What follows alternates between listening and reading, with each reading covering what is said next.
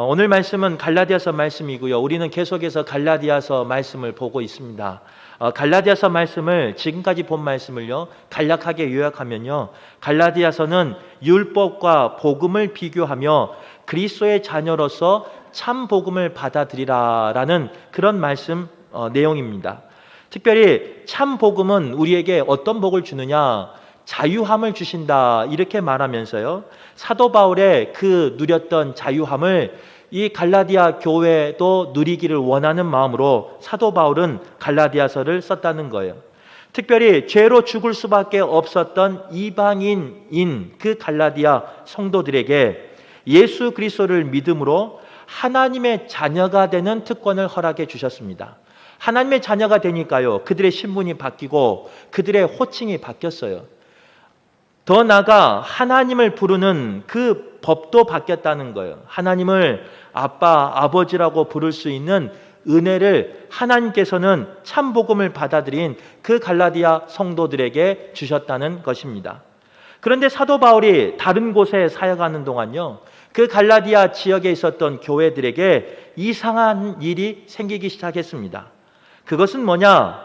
그들도 하나님을 알고 하나님도 그들을 알고 계시지만 참 복음을 버리고 갈라디아서 4장 9절의 말씀에 보면요, 다시 약하고 천박한 초등학문으로 돌아가는 일이 그들 가운데 일어나고 있었다는 거예요. 갈라디아 성도들은요, 복음을 받아들였을 때는 어느 사람, 어느 교회 부럽지 아니하는 그런 신앙 고백이 있었던 교회였습니다. 하나님 앞에 헌신하며 하나님 앞에 순종하며 나아가는 그런 교회가 갈라디아 지역에 있었던 교회였다는 거예요.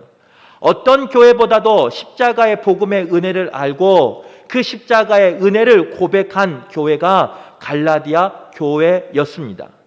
그런데 오늘 말씀에 보면요, 그런 열심히 있었던 교회가, 그런 복음의 은혜가 있었던 교회가 옛날 예수 그리스도를 알지 못했던 시대로 돌아가 버렸다는 것입니다. 이런 일은 갈라디아 교회만 있는 것이 아니에요. 이 시대를 살고 있는 우리에게도 이와 비슷할 때가 있습니다. 예수를 믿지만, 예수를 그리스도로 고백하지만, 그리고 하나님 앞에 예배하지만요, 때로는 가끔 우리는 옛사람으로 돌아갈 때가 있다는 거예요. 지금 우리가 거룩하게 또 평안하게 아무런 일 없는 것처럼 일주일 동안 행복하게 산 것처럼, 부부싸움 한 번 안 한 것처럼 이렇게 앉아있지만요, 우리 부부는 알아요. 또 옆에 사람은 알아요. 우리의 성정이, 또 우리의 성격이 얼마나 많은 아픔을 주었는지 우리는 다 알고 있다는 거예요. 목사이지만, 직분자이지만 때로는 옛 모습이 나타날 때가 있습니다. 변화되기를 원하지만 변하는 것은 쉬운 게 아닙니다. 그러게 그런 우리에게요, 오늘 성경 말씀은 그리스도의 형상을 이루어가는 것이 그리스도인의 참된 삶의 목표임을 분명히 선포하고 있다는 거예요. 그래서 사도 바울은 우리들에게 뭐라고 말하고 있느냐? 그리스도의 형상을 회복하기 위하여, 또 그리스도의 형상을 이루기 위하여 힘쓰라 이렇게 말하고 있습니다. 그러면서 오늘 본문에는요, 그 그리스도의 형상을 회복하며 이루기 위한 방법 3가지를 말하고 있는데, 그 첫 번째는요, 복음 안에 거하는 것이 그리스도의 형상을 이루는 방법이라 이렇게 말하고 있습니다. 사도 바울은 유대인임에도 불구하고 갈라디아 이방 지역에 가서 복음을 전했어요.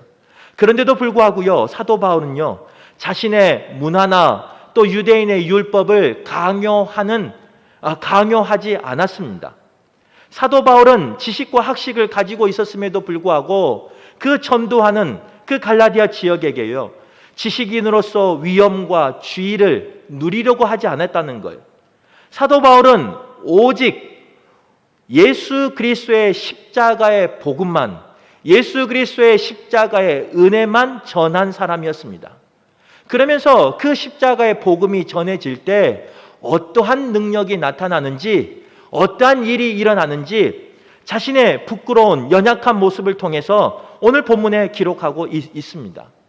오늘 본문 12절 이하를 보면요, 사도 바울이 갈라디아 교회 그 지방을 일부러 선교하러 간 것이 아니었습니다.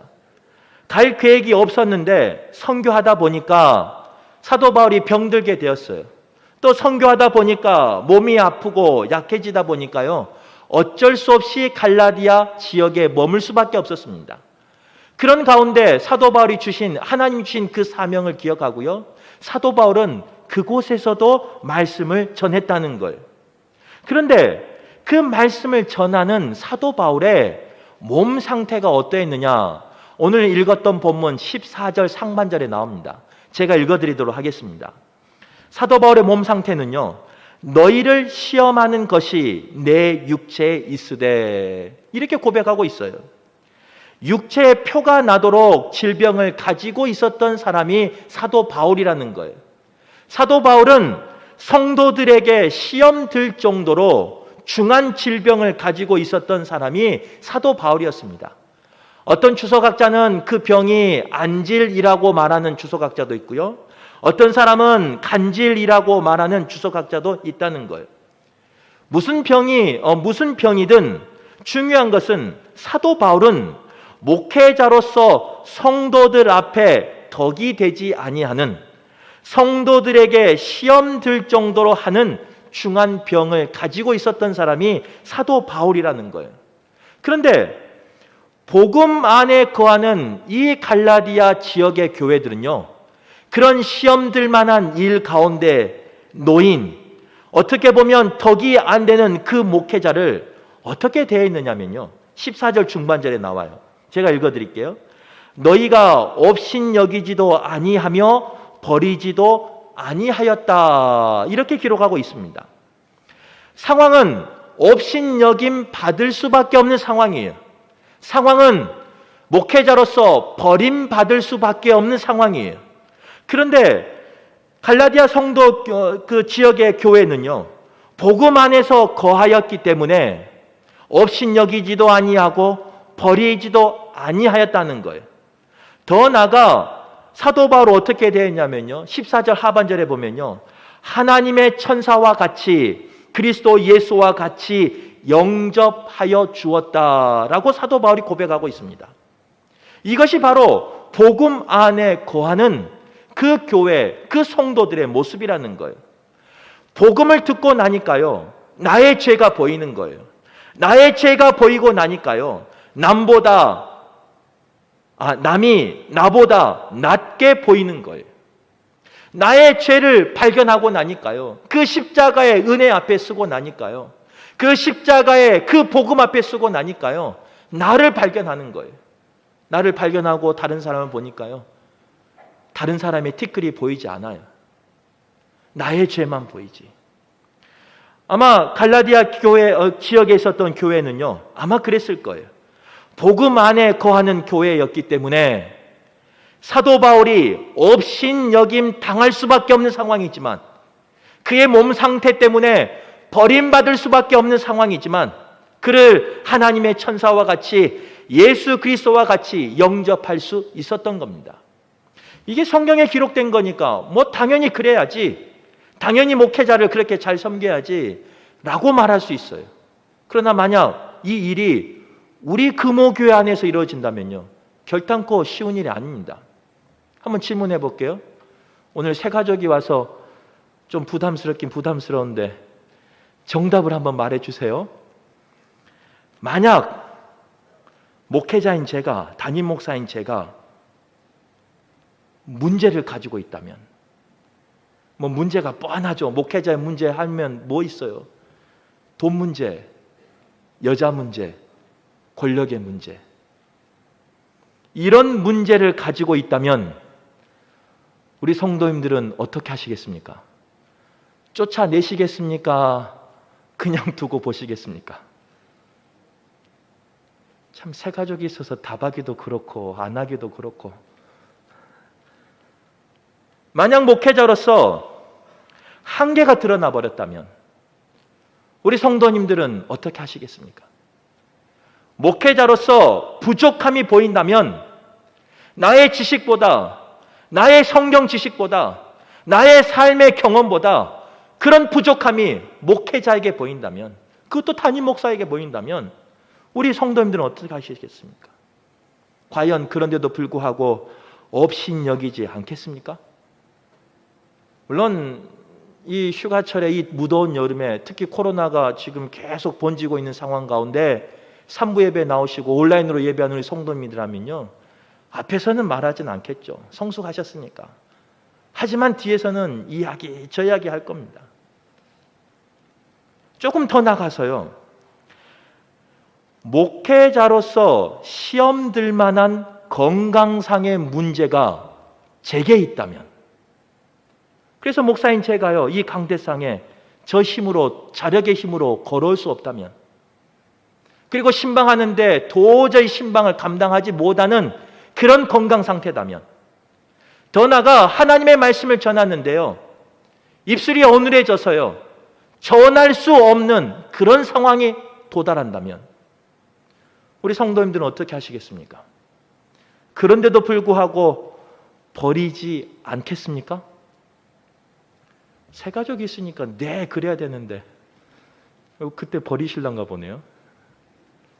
어려운 문제예요. 갈라디아 이 성서에 성경에 써 있으니까요, 그게 쉬운 문제처럼 느껴지는데요, 막상 우리 교회 문제로 닥치면요, 결단코 쉬운 게 아니에요. 모든 교회는 버리고 말 겁니다. 모든 대부분 교회는요, 그 목회자를 업신여기고 말 겁니다. 이게 정상이에요. 그런데 갈라디아 교회는 어떻게 해서 업신여기지 아니하고 버리지 아니하고 그 부족한 사람을, 그 문제에 있는 사람을, 그 한계에 있는 사람을 하나님의 천사와 같이, 예수 그리스도와 같이 영접할 수 있었을까? 다른 거 아니에요. 복음 안에 거했기 때문에 그렇게 할 수 있는 거예요. 이건 목회자의 문제뿐만 해서 끝나지 않습니다. 사랑해서 결혼하는 우리 남편, 우리 아내를 한번 봐보세요. 사랑해서 결혼했는데 아직도 사랑하고 계시죠? 네 해주신 분이 있어서 감사한데 점심을 드시려고 하는가 봐요.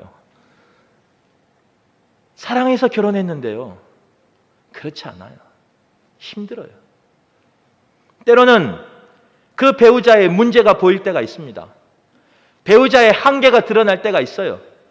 배우자의 부족함이 드러날 때가 있어요. 그래서 쫓아내고 싶을 때도 있고요, 업신여기고 싶을 때도 있다는 거예요. 그게 우리의 삶이라는 거예요. 그런데 그 모든 것을 이길 수 있는 비결은 뭐냐? 바로 복음 안에 거하는 거예요. 복음이 뭐냐면요, 내가 십자가 아래 서는 거예요. 그 십자가의 은혜를 체험하는 거예요. 죽을 수밖에 없는 나를 살려주신 그 십자가의 은혜를, 예수 그리스도의 그 은혜를 체험하는 거예요. 그것이 바로 복음이에요. 그 복음 안에 거한다면요, 아무리 문제가 있어도, 한계가, 부족함이 드러나도, 때로는 여러 가지 일들로 내 마음을 긁어도 하나님의 천사와 같이, 그리스도 예수와 같이 영접할 수 있는 거예요. 바라기는 우리 교회가 그런 교회 되길 간절히 바랍니다. 지금까지도 그런 교회 되어서 여기까지 온 것처럼요, 앞으로도 그런 교회가 됐으면 좋겠어요. 오직 복음 안에 거하는 우리 되시기를 바라고, 오직 십자가의 은혜 앞에 서 있는 우리 모두가 되기를 바라요. 그래서 목회자를 바라볼 때도 마찬가지지만, 내 사랑하는 남편과 아내를 바라볼 때도, 내 자녀를 바라볼 때도, 옆에 앉아있는 우리 성도를 바라볼 때도 복음의 안경을 쓰고 바라볼 수 있기를 간절히 바라겠습니다. 두 번째로요, 그리스도의 형상을 이루기 위해서는 열심을 내야 한다, 성경은 기록하고 있어요. 그런데 어떤 열심을 내야 되냐면요, 좋은 일에 열심을 내야 한다, 이렇게 말하고 있습니다. 갈라디아 교회 교인들은요, 자신들의 행위로서 의를 인정받을 수 있다고 생각했기 때문에 열심을 냈던 사람들입니다. 내가 열심히 하면 그 의를 통해서 구원받을 수 있다라고 생각했기 때문에요, 그들은 열심을 냈어요. 오늘 본문에 나와 있는 열심을 내다라는 이 원어의 뜻은요, 높이다 혹은 부풀리다라는 숨은 뜻을 가지고 있습니다. 즉, 그들의 신앙으로 열심을 내지만 그 동기와 목적은 자신을 높이기 위한 열심이라는 거예요. 자신을 부풀리기 위한 열심이라는 거예요. 더 나아가 그 열심은요, 복음과 이간질을 시킴으로 자신을 나타내며 자신을 편을 만드는데 열심을 내는 거예요. 이게 바로 거짓 교사의 모습인 거예요. 교회 안에 거짓 교사가 없어야 되는데 있을 때가 있습니다. 잘못된 사상이 들어올 때도 있어요. 오늘 오후에 이제 우리 교회도 2단 세미나를 우리 교회에서 하는데요. 2단이 여러 2단이 있는데 그 중에 대표적인 2단이 신천지예요. 신천지는요, 정말 열심히 해요.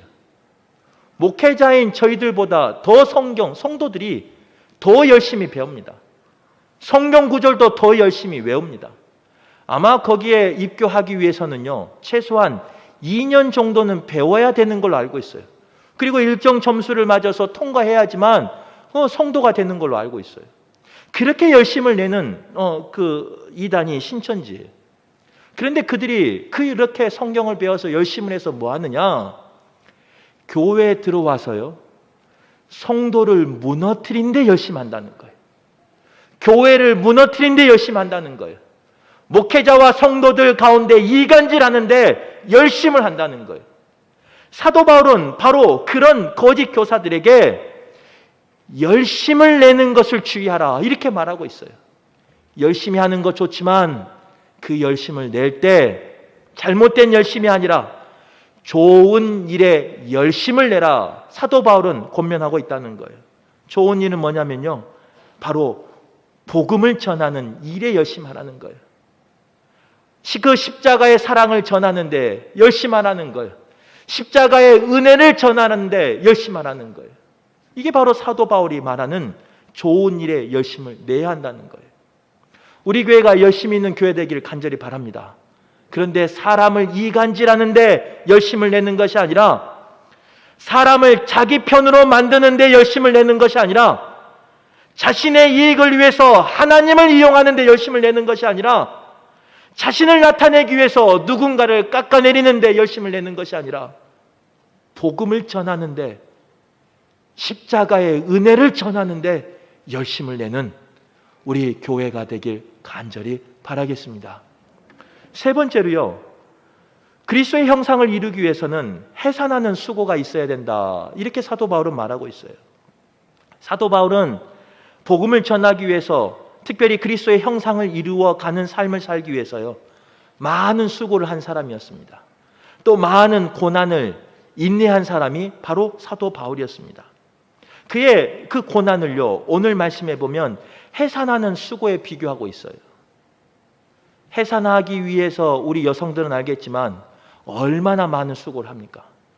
해산하는 그 하루만 수고하는 게 아니에요. 적어도 그 해산의 그 기쁨을 누리기 위해서는요, 10달을 어떻게 해야 되는지 아세요? 배에 그 생명을 데리고 다녀야 돼요. 그 생명에 가만히 있는 게 아니잖아요. 그 생명이 주가 늘어나면서 차면서 생명이 계속 커지는 거예요. 그러면서 나의 자리를 차지하게 돼요. 그리고 나의 것을 달라고 할 때가 있어요. 나의 생명을 달라고 할 때도 있고요. 나의 힘을 달라고 할 때도 있어요. 나의 자리를 달라고 할 때도 있어요. 더 나아가 그 생명을 기르기 위해서는요, 여성의 꿈을 달라고 할 때도 있습니다. 그 꿈을 포기하면서까지 그 10달의 수고를 데리고 다니는 게 그 생명의 그 해산의 수고 아니겠습니까? 그리고 이제 때가 차서요, 아이를 놓는 그날은 어떤 날이냐면요, 그 해산의 고통은요, 저는 겪어보지 않았지만 저희 아내가 말하기를, 제가 군 생활을 30개월 했습니다. 이제 저 때는요, 요즘은 좀 많이 줄었는데, 그 해산의 고통은 30개월의 그 군 생활을 하루로 압축해 놓은 것 같은 고통이 돼요. 제가 경험 안 해봐서 진짜인지 거짓말인지 모르겠는데, 저희 아내가 뭐 거짓말할 사람은 아니고 그 정도로 힘들대요. 그래서 그 해산의 그 수고를, 그 고통을 참아내며 인내하며 한 생명이 태어나는 거예요. 그런데 우리 자녀들을 다 키워봐서 알겠지만요, 그 자녀들 태어나면 끝이든가요? 그렇지 않아요. 그 자녀들 기어다니기 시작하고 걸음마 시작하고 말하기 시작하면요, 그때부터 아빠 엄마한테 대들기 시작하고요, 이 사춘기 되면요 눈에서도 레이저가 나가요. 그리고 조금 더 크면요 이제는 엄마 손목을 잡아요. 그리고 그 손목을 잡으면 엄마를 째려보면요 엄마는 무섭대요. 그게 우리의 현실이에요. 그것만 지나면 좋겠는데 그렇지 않아요. 요즘 취업의 문이 얼마나 힘들어요. 그거 뒷바라지 다 해야죠.